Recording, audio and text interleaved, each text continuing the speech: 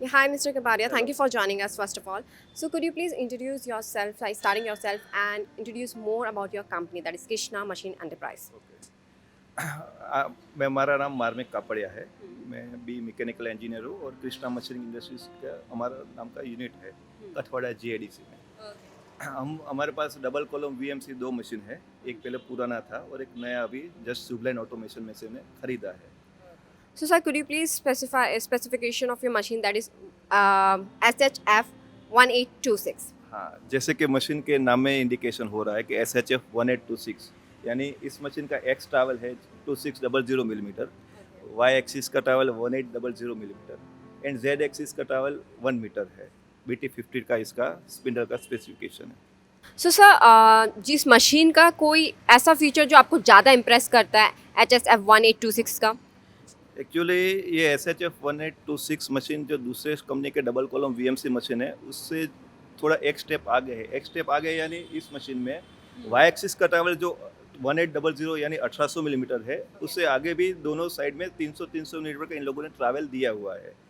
इसका बेनिफिट ये होता है कि जब आपको राइट एंगल हेड से मशीनिंग करना हो तो पूरे स्ट्रोक में यानी मशीन का जो वाई एक्सिस का ट्रैवल है 1800, उससे आगे भी आप दोनों साइड में मशीनिंग कर सकते हो। ये मशीन का स्पेशल फीचर है, ये दूसरे स्टैंडर्ड मशीनों में अवेलेबल नहीं होता है।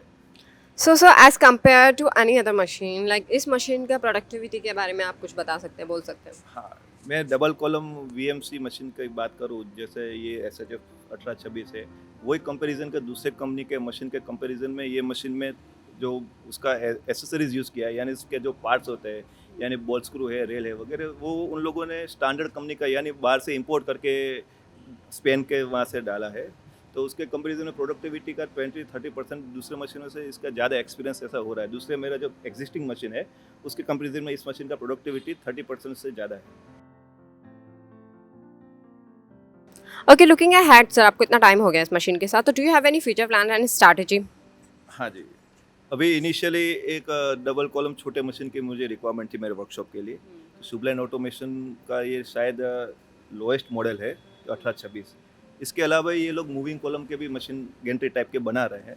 तो मेरा नेक्स्ट प्रोजेक्ट यही है कि अगर ये मशीन का 1-2 साल कंफर्टेबली सेटिस्फैक्ट्री प्रोडक्शन निकाल रहा है तो 2 साल के बाद मूविंग कॉलम मशीन ऐड करने का है। ये मेरा फ्यूचर प्लान है। So sir, talk about the maintenance setups and operations, उसके बारे में कुछ बताइए।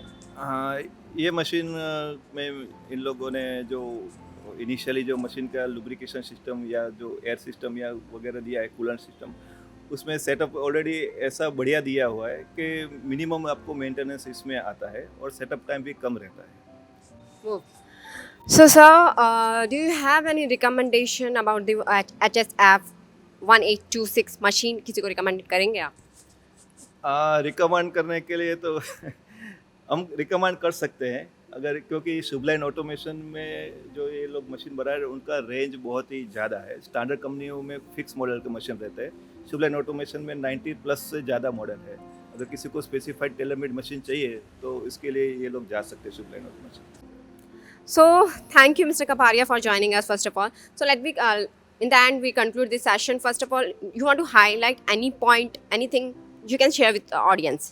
हाँ, शुबलाइन ऑटोमेशन का जो फिक्स डबल कॉलम मशीन है वो स्पेसिफिकली जो वर्कशॉप इंडस्ट्री के जो कस्टमर है Yeah. उनके लिए ये बहुत ही ज़्यादा बेनिफिशियरी है। बाहर से मशीन जो इंपोर्ट करते हैं इसके कंपैरिजन में शुबलाइन ऑटोमेशन का मशीन का कॉस्ट भी कम्पिटिटिव है और क्वालिटी भी compare to them far far better competitive, इसलिए शुबलाइन ऑटोमेशन का मशीन में आप लोग जा सकते हैं।